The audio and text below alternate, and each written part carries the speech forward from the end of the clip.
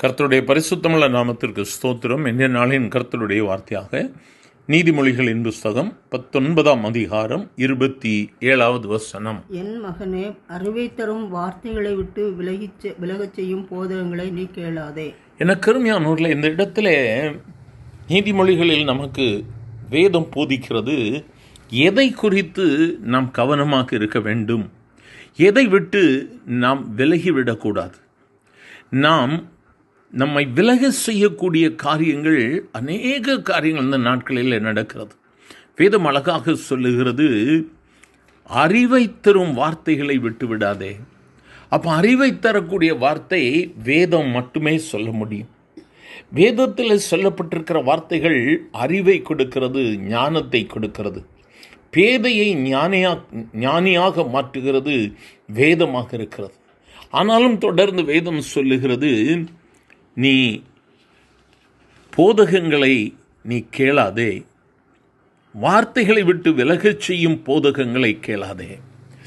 வேதத்தில் சொல்லப்பட்டிருக்கிற வார்த்தைகளையே நயமாக பேசி அல்லது அதற்குண்டான காரியங்களை வேறு காரியத்தோடு கூட ஒப்பிட்டு நம்மை வழி விலகி செல்லும்படியான காரியங்கள் போதிக்கப்படும் பொழுது நாம் எச்சரிக்கையாக இருக்க வேண்டும்.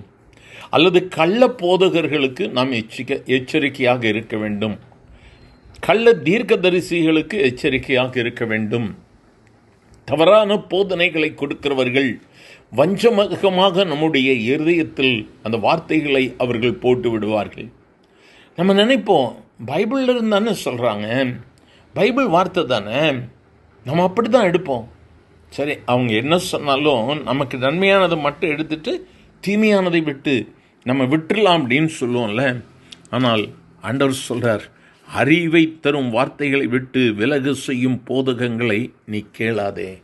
அந்த போதகங்களுக்கு நீயும் உன் குடும்பமும் செவி சாய்ப்பீர்களானால் பிந்தின நாட்களில் நீ கவலைக்குண்டான காரியங்களிலே நாம் நிற்க வேண்டியவர். அந்த போதனை ரொம்ப இனிமையாக நம்மை வழிகாட்டக்கூடியது, நன்மையாக இருக்கிறதை போல தோன்றும். ஆனால் நாட்கள் செல்ல செல்ல அதனுடைய முடிவு பரிதாபமாக இருக்கும். ஆகவே வேதத்தை ஆராய்ந்து பாருங்கள், வேதத்தையே படியுங்கள், வேதத்தையே சார்ந்தருங்கள். மனிதனுடைய வார்த்தை மாறிப்போகும். வேதம் சொல்லுகிறது, கர்த்தருடைய வார்த்தை ஒரு நாளும் மறைந்து போகாது. ஆகவே கர்த்தருடைய சமூகத்தில் நம்மை அர்ப்பணிக்கலாமா? எங்கள் அன்பின் ஆண்டவரே, ஆசீர்வதிக்கப்பட்ட இந்த காலை வேளைக்காக நன்றி அப்பா.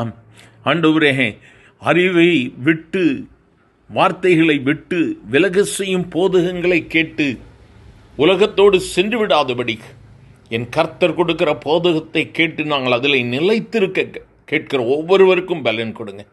ஒவ்வொருவரும் கனி கொடுக்க வேண்டும் ஆண்டவரே. கிறிஸ்துவின் வார்த்தை ஒவ்வொருவர் இருதயத்திலும் ஆழமாக சென்று பதியட்டும். நவீன உலகத்தில் நவீனமான காரியங்கள் எங்களை மோசம் போக்கி விடக்கூடாது.